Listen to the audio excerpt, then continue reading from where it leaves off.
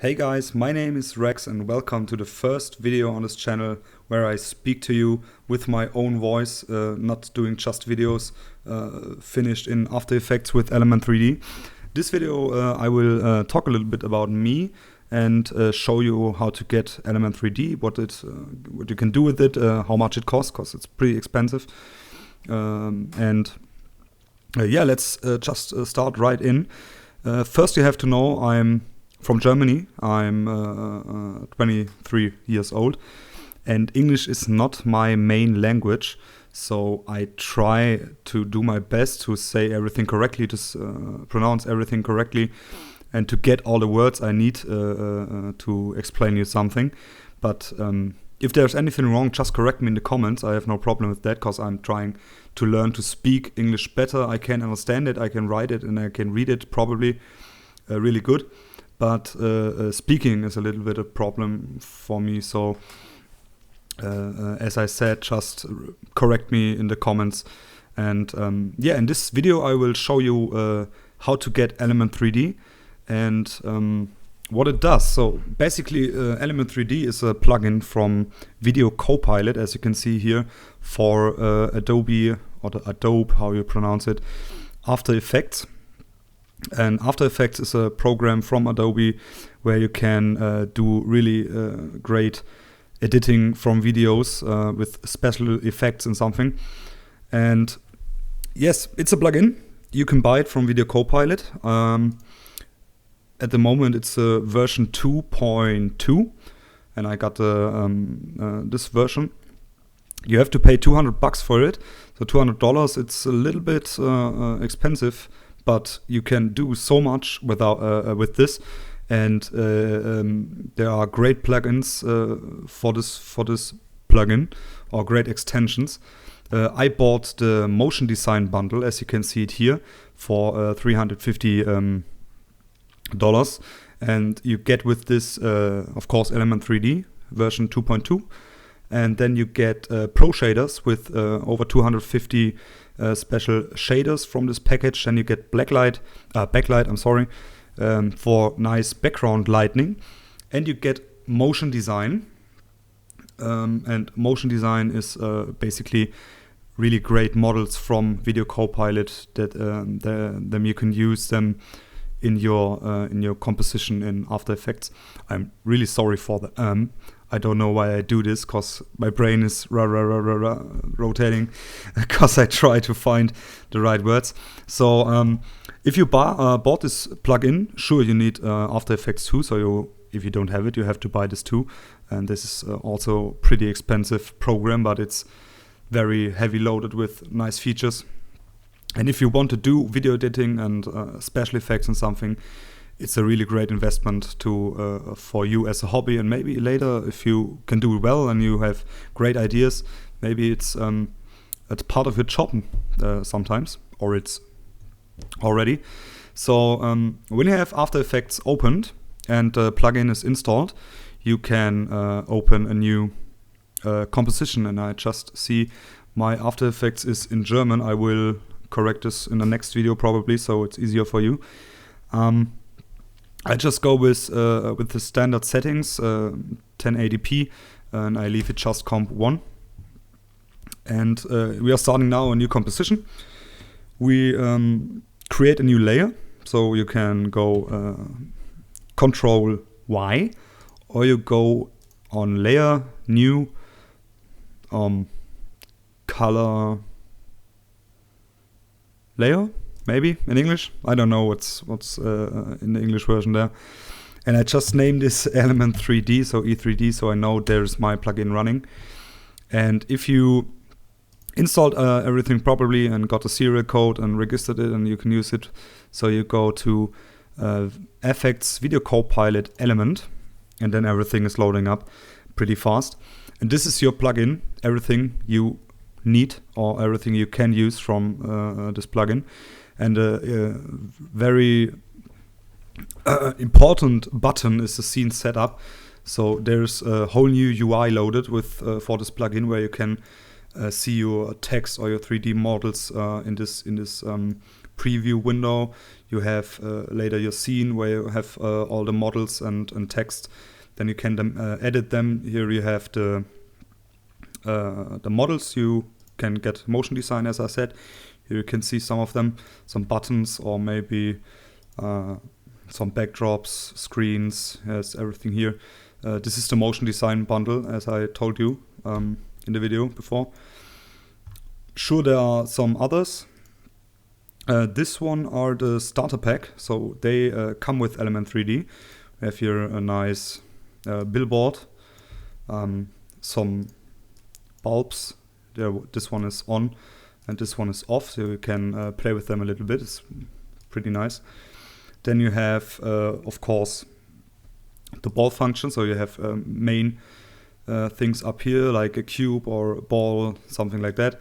And you also get a ball fractured, so if you look close or we go in wireframe, you see this is pre-fractured, so you can play around with this, you can let it explode or something, really cool. So let's go back to shaded, and I'll just leave this. And this is our preset area, so we have here our physical materials. They come also with Element3D. It's not many of them, but you can work with them a little bit to learn the program. And later you will really go good with the Pro shaders too, because there are many materials and they look really good. Maybe we take some metal. You have metal gold. You can see. It looks better. Then we have clean metal foil. Something else. Bronze, I don't know if it's right pronounced. So another. Of course, we have more gold. Gold is very good. Also metal planes. We have rubber. We have plaster, plastic, stone. Many materials. They are really looking great. And this looks just like a planet a little bit, I think. Then there are some packs, sure, you can get them for free in the web, or also other extensions you can buy. This one is from a VFXer. Or of course you can do your own if you know how it works. So we will just take some chrome, because you can see the reflections pretty good. So the reflections you can see now in this ball is your background lighting. You can turn it on here, so you see it. This is your background at the moment. This is the preset background. It's loaded every time you start a plugin. But there are some great environments you can choose. You have the V1 and the basic 2K. These are also coming with Element3D. So you can choose them and just click on them, and it changes your whole environment, your whole lighting. You can choose here between normal and blurred. Pretty good word, I think. So you see what I mean? It's changing your whole lighting and your whole reflectivity here. But there's also the basic 2K. Great backgrounds, great environments. And then you have the backlight environments, and they are really amazing. You also have to buy them. They don't come with Element3D, but you have great backgrounds, as you can see. And they are, as I said before, all changing your lighting up, and we will set up a little bit so you can see this better. Let's just create a new plane and make it a little bit bigger. So then we take our ball, set it just here. So now we gonna create a reflection. I don't want to go too deep into the settings now. They will be sure more tutorials a little bit specified on the settings here. But I will just do a mirror surface, so you can see it's all just mirroring a little bit. I will take another material so you can see it better. Let's maybe say metal, clean metal, so you have a nice reflecting area here. And now we can change again the environment. So let's say we go backlight environments, maybe a dark one, pretty cool. And of course you can change the environment by pressing shift. You can move it around, but this doesn't save in your composition. You have to do this manually again in your settings later. Some colors here you can see, maybe 2 colors, so just rotating. Nice. Yeah, many lighting options. And before I come to an end, cause as I said, I'm just trying to learn to give you the right words and something, I will show you some cool things about this program. You can see the bulb is now reflecting in the ground, cause we set the ground model to reflect mode mirror surface, and the mirror surface is just upwards. So you can also change the rotation, so you see the reflection is getting a little bit weird, because of course this doesn't make sense. But we don't have any reflection here in our ball, but we want one. So we can just go to the ball and say mirror, reflect mode, not to mirror, so to spherical.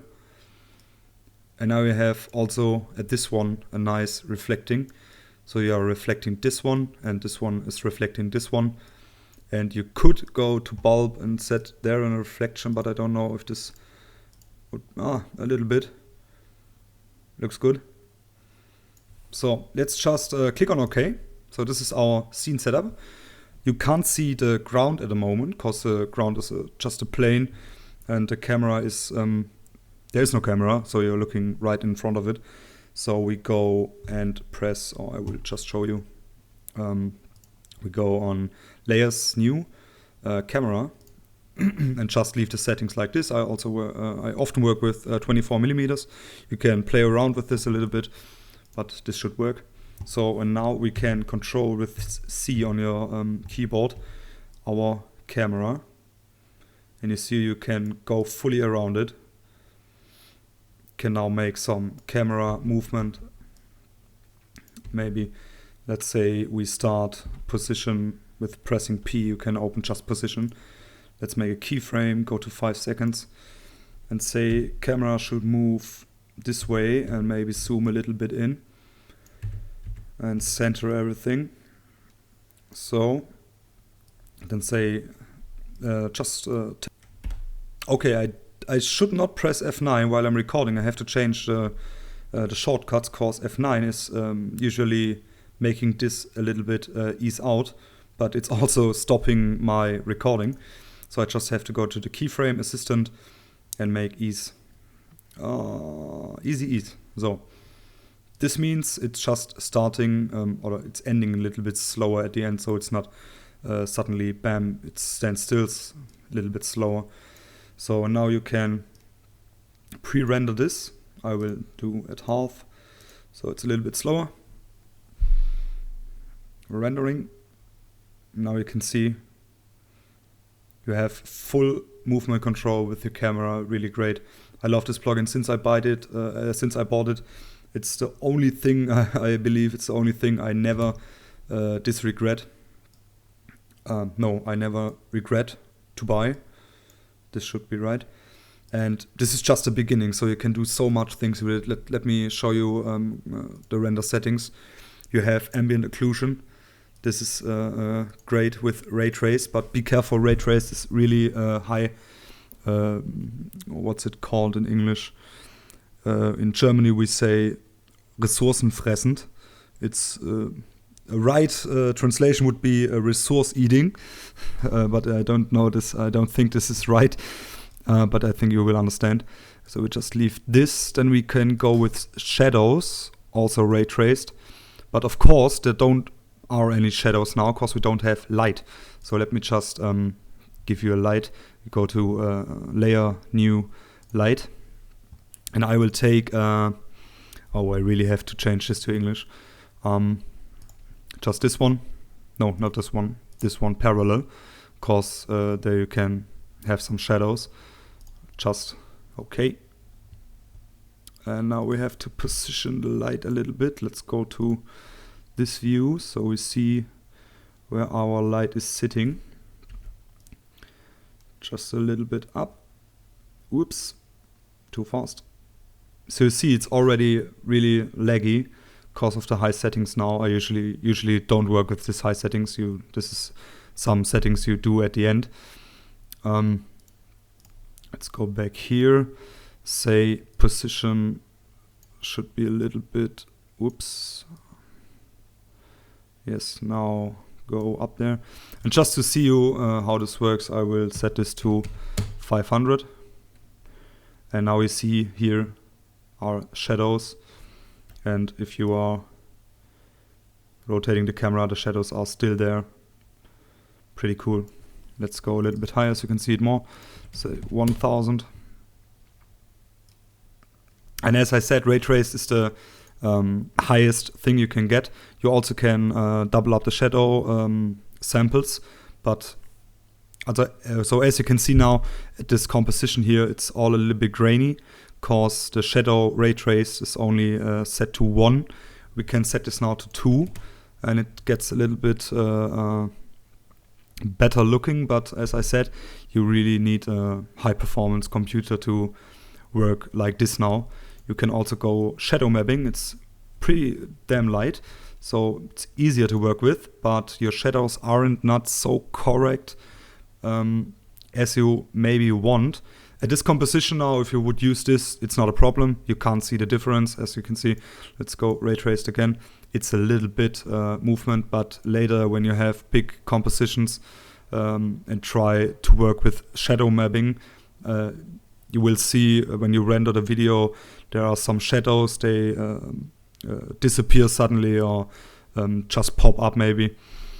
So ray trace is really better for this. You also have the possibilities for lighting, of course. You can add some special lighting from presets. Let's say sunset. You see then there Video Copilot is adding another light source. In this one it's the sun. Let's go dramatic. You have 3 lights, white, and some orange one. And also you can go to lighting settings. Let's say it's 500. So you see it's getting brighter. You can rotate the lights. Pretty cool. You can also use light fall off. So our parallel light is not so bright. It's a little bit, it's getting combined with our lightning that we added. So you can see it's a little bit, it's getting darker, this one. And this is our parallel light, and this is our just added lightning. I will set this to 0. Of course, as I said, your physical environment, there's your environment you can rotate completely. Really cool. And then, oops, this was one. Then we have some settings like reflection. You can set reflection maps a little bit higher, so it's detailed. You can use fog, so you can put a object wider in the background and let it jump in forward, and you can see it more as it comes to you. You have, let's turn this off again. Motion blur, of course, if someone is rotating or someone is spinning, you can set a motion blur. I would recommend at least 12 samples, because this looks better than 6. But again, this is very, very resource hungry. I really don't know if this is a word in English. You have depth of field, of course. It usually takes your camera, so you can go to your camera settings. Here, go to camera options, focus, or you have to turn it on at the first moment. So you can see. Then let's say go to 50 pixels, I don't know, just messing around a little bit. And then we have to zoom again onto our objects that we will focus. And you can see already it's a little bit laggy now. So you couldn't work like this. You can see. Oh, okay, it's working pretty smooth. No problem for my computer, but later you really have problems with this. But in this case, you have the option to set render mode to preview.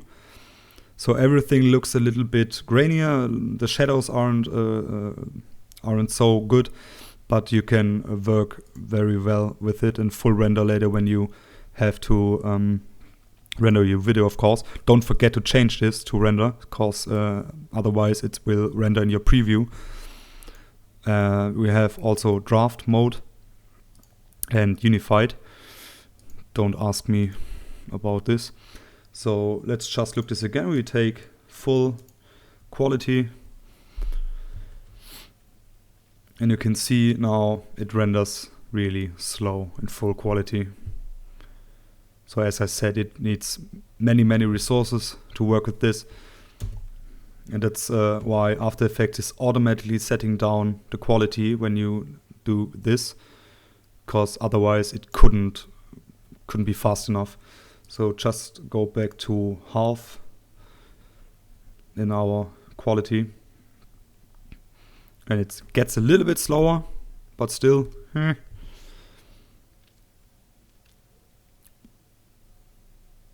Let's just let this render.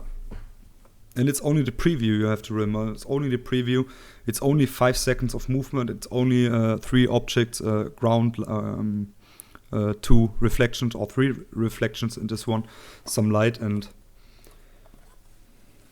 you could probably buy a nicer computer or something.